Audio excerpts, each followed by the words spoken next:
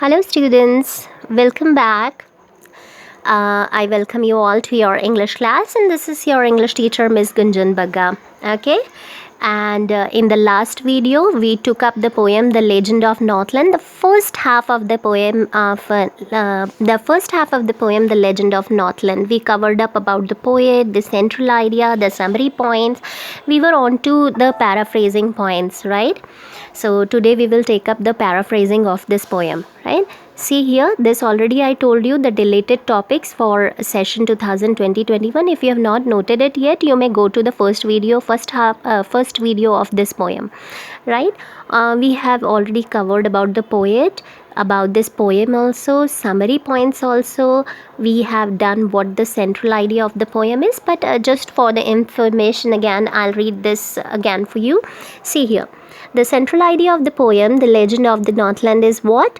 That greed and selfishness always results in downfall. This poem highlights the fact that greed is a sin.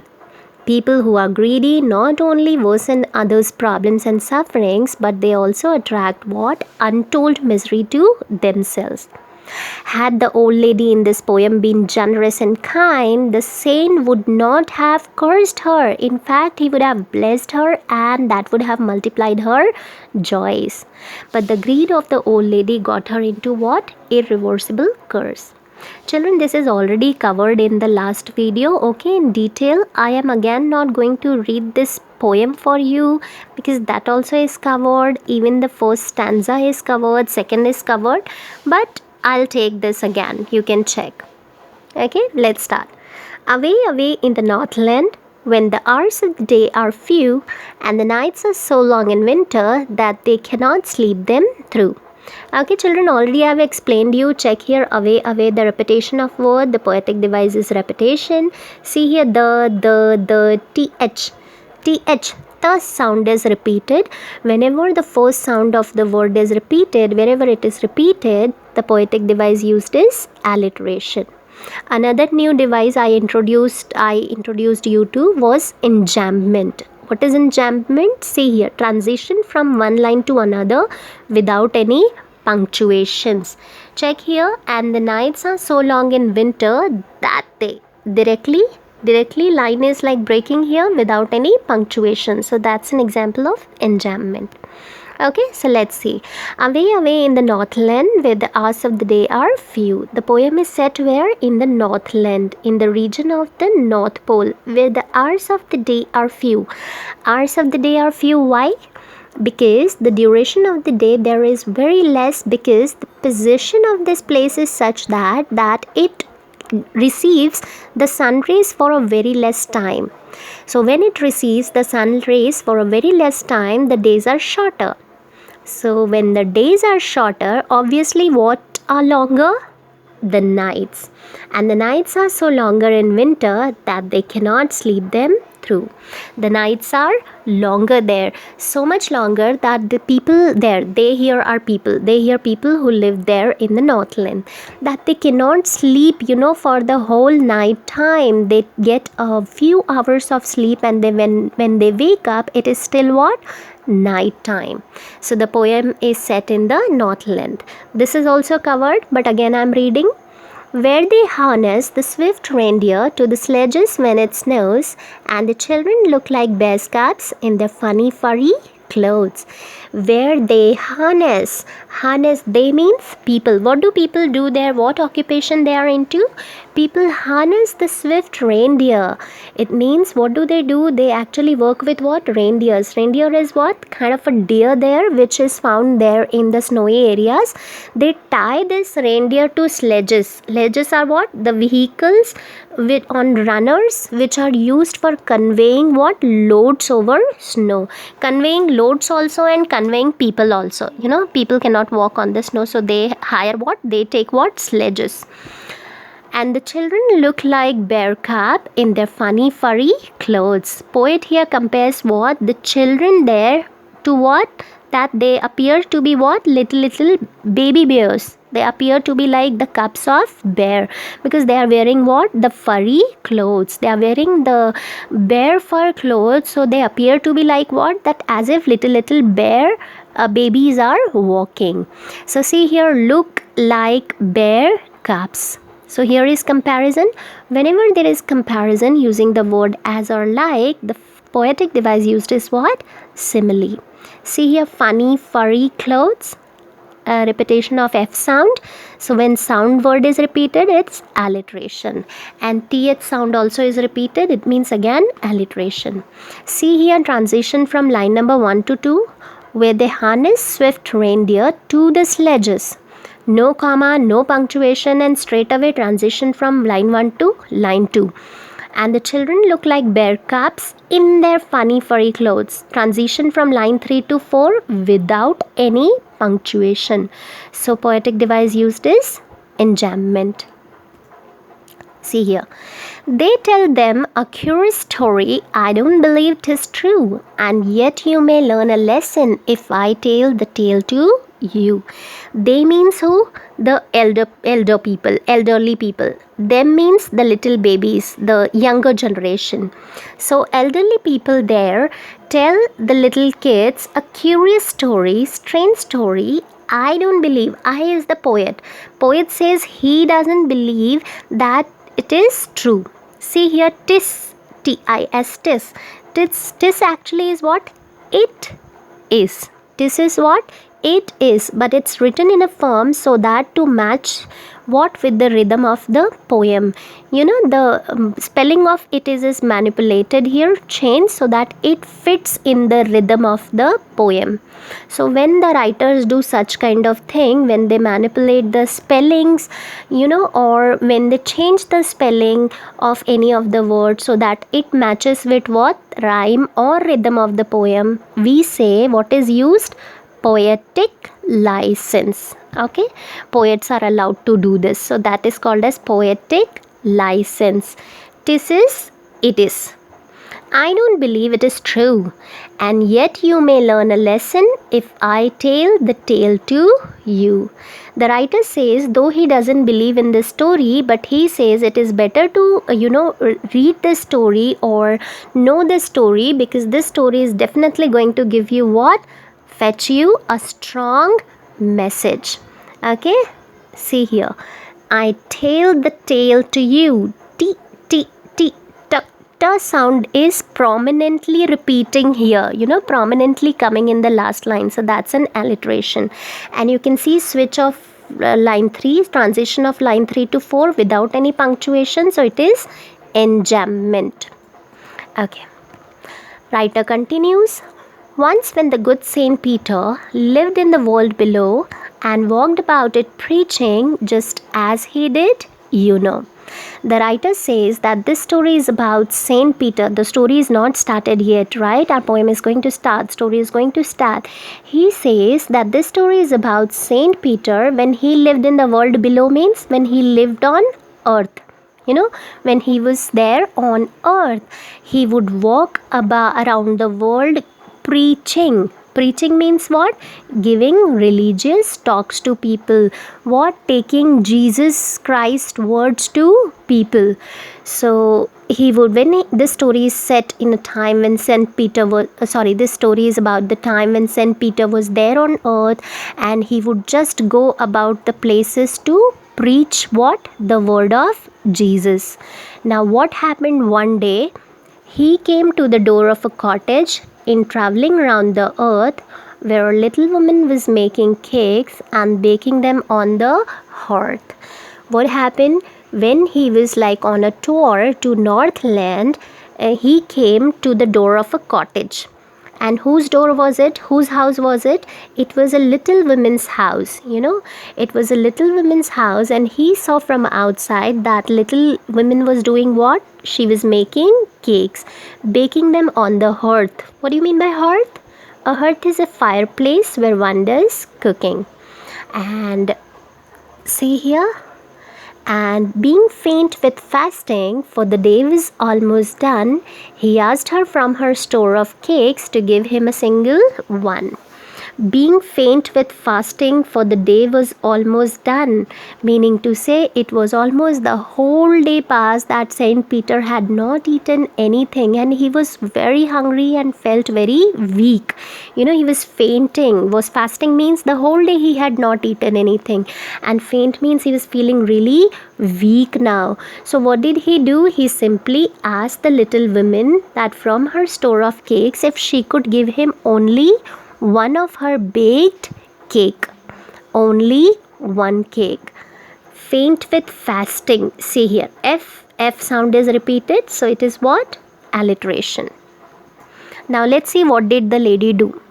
So she made a very little cake, but as it baking lay, she looked at it and thought it seemed too large to give away. What did she do? She made a very little cake, and while the cake was baking, while it was taking time to bake, she looked at the cake and gave a deep thought. What exactly the lady thought? There was no, helping thought in her mind. Her mind was wandering on what? That how could she give such a large cake to a strange man? What does this speak about the lady? That she was very selfish and did not want to share that cake. So what did she do?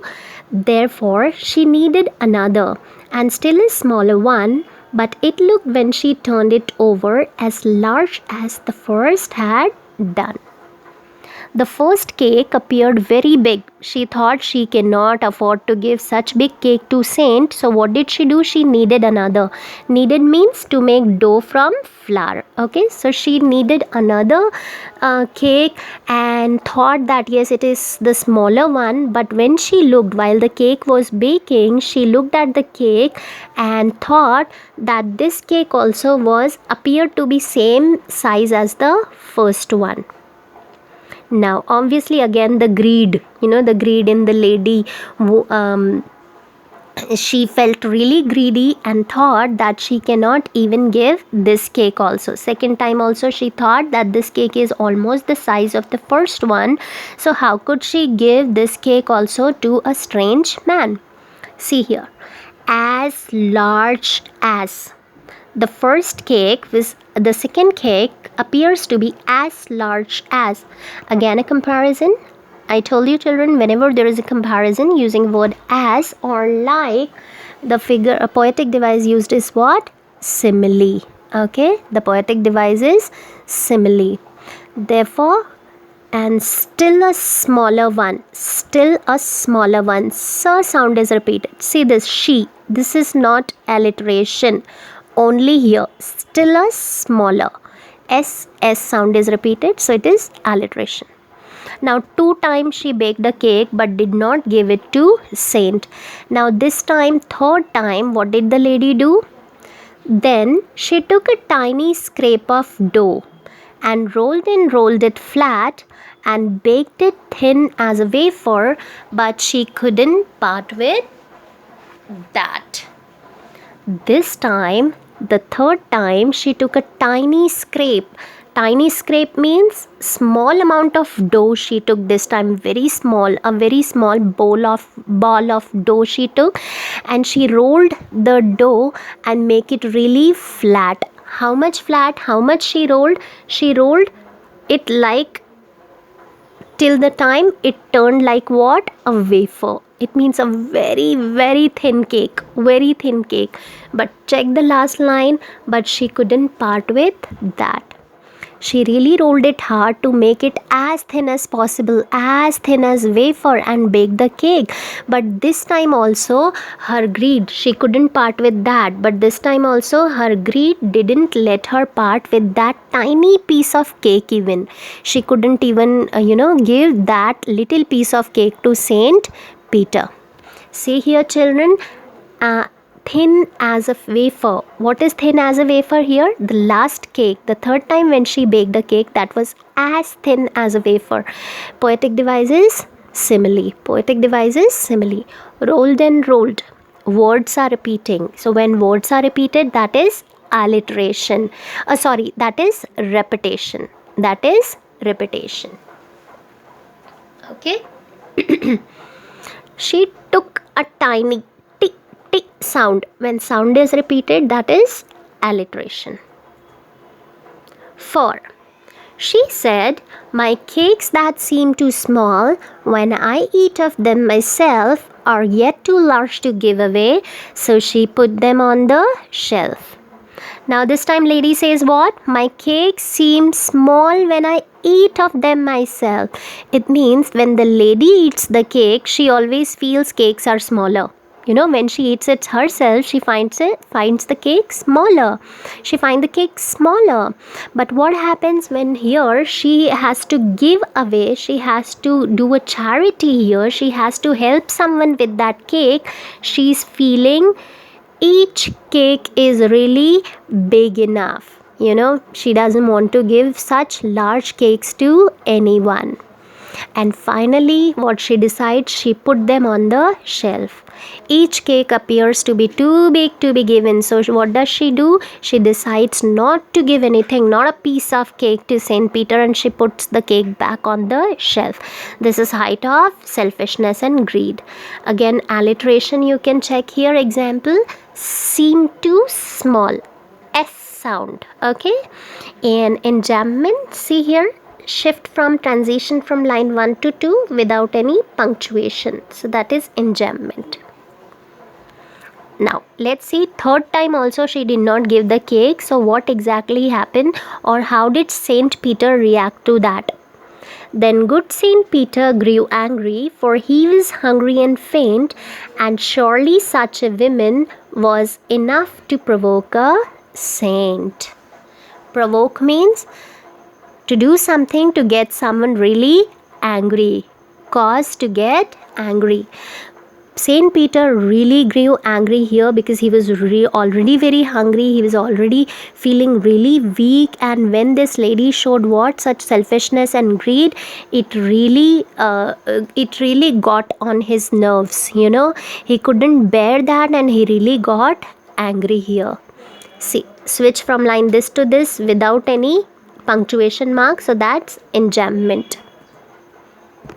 And he said, when he got angry, what did he do? He said, you're far too selfish to dwell in a human farm, to have both food and shelter and fire to keep you warm.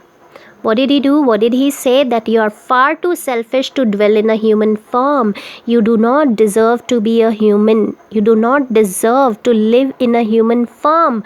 Because living in a human form means what? It means sharing and caring, and the lady doesn't have either of the things. So he says you are too selfish to live in a human form, and you do not deserve all the resources that God has blessed you with. God has blessed her with what? Food, with shelter, with fire, so that she can keep warm in such cold weather. So he says this lady doesn't deserve any of these blessings.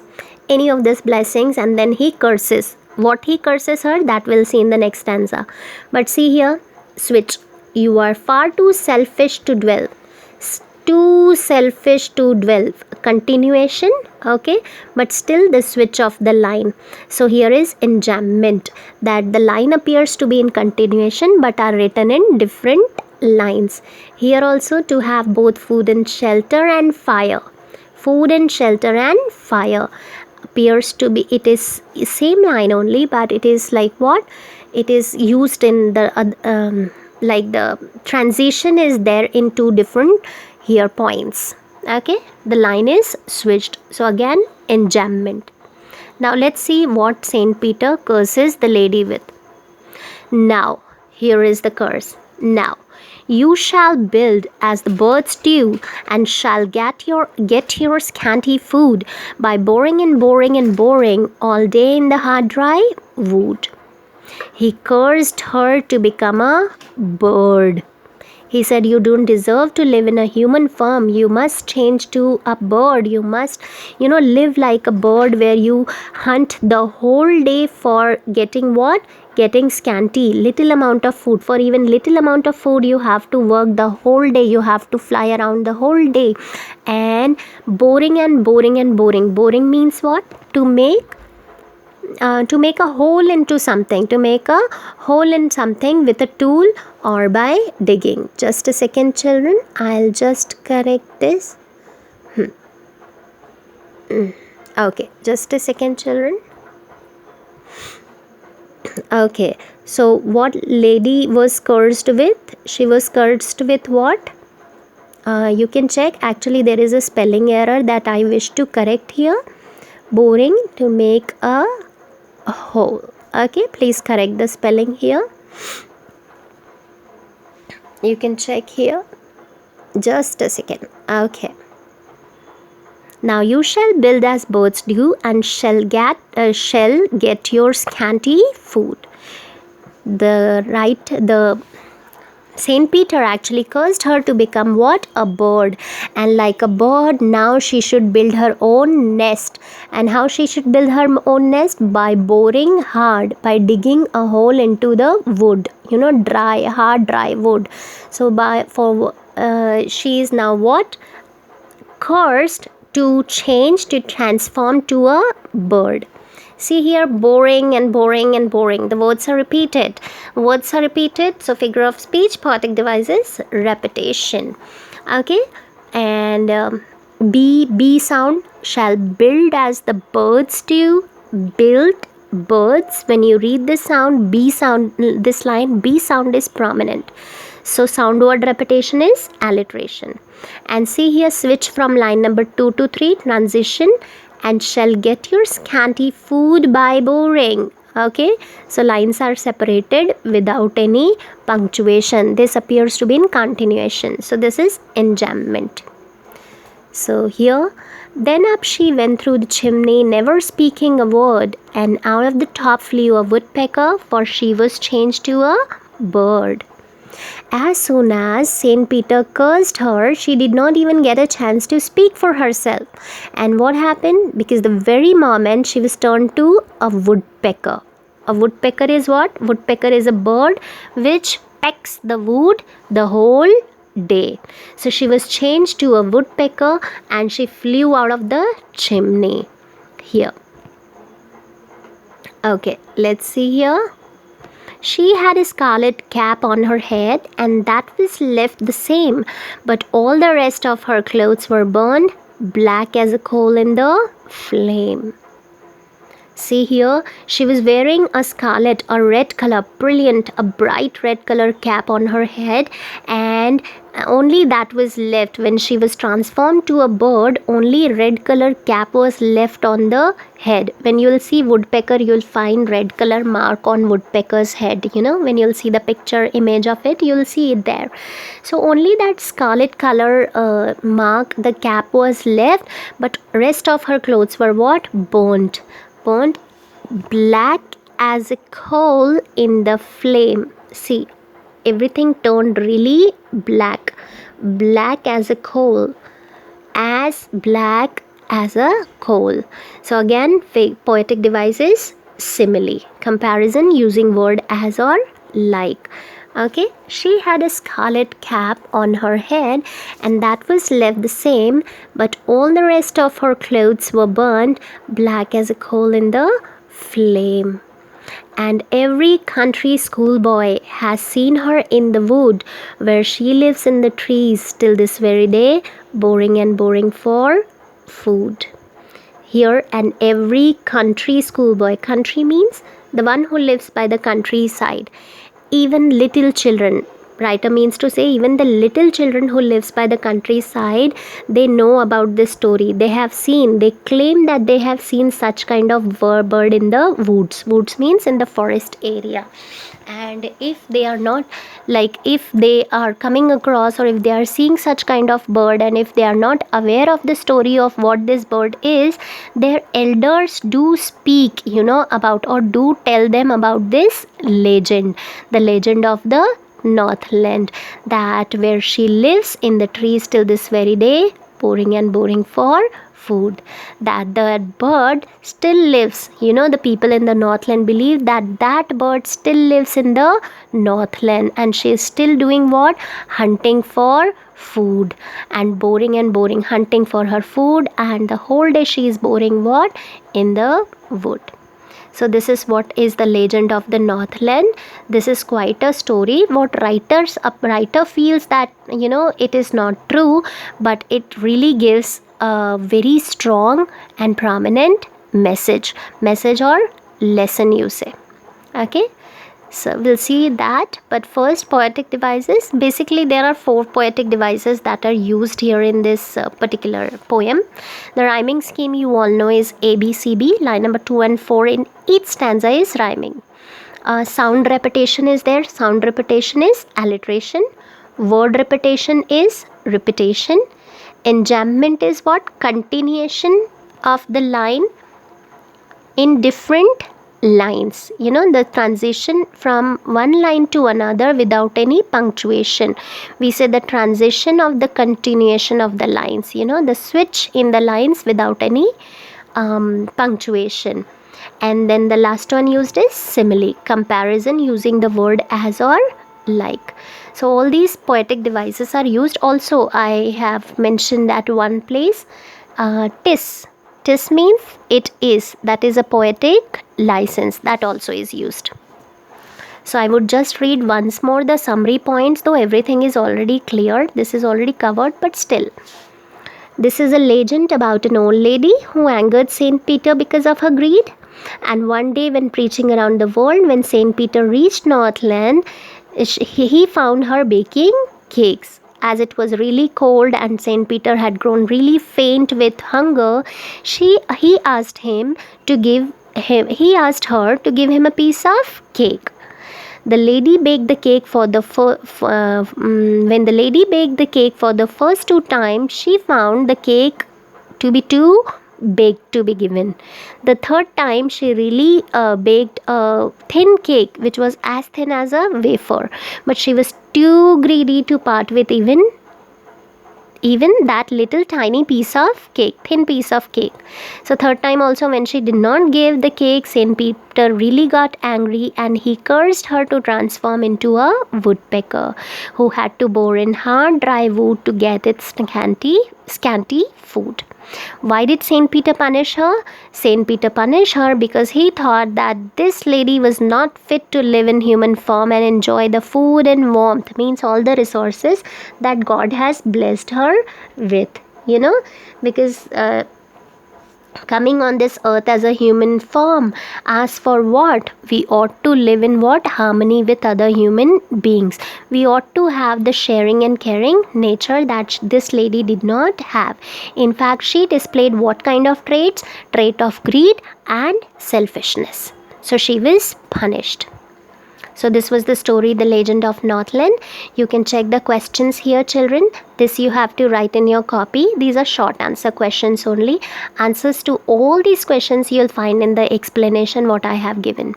Okay, you can take the help of NCERT key, answer key also for that. You can take the key points from there, or you may take the points from the explanation that I have already given in this video. Okay, this is it for today. And I wish you good luck. Okay, bye, take care.